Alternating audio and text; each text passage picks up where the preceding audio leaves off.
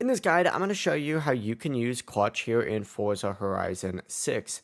Before we do get into this guide, make sure to like the video and subscribe to the channel with all notifications on. It really does help the channel and it lets us know that you want more content like this.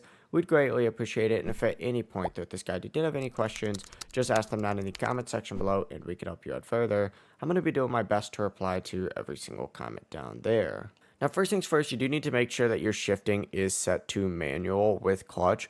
So go ahead and pause, go into your settings, go specifically into difficulty, and then you're going to see on here, you're going to have shifting on here. You could change it to manual with clutch just like so. Make sure you save your settings when you back out, and then you're going to be on this. But essentially what you need to do is press, on Xbox LB, on PlayStation L1, or on keyboard hit shift. And that's essentially really all you need to do. From here, you can go ahead and control like normal, but that's going to be the full process. Once again, you can change these just by going back into your settings, going into difficulty, and adjusting it just like so. If you guys had any questions, just ask them down in the comment section below, and we could help you out further. I'm going to be doing my best to reply to every single comment down there. Before you do leave this guide, make sure to like the video and subscribe to the channel with all notifications on. It really does help us out and it lets us know that you want more content like this. We'd greatly appreciate it. Have a great rest of your day though. Peace.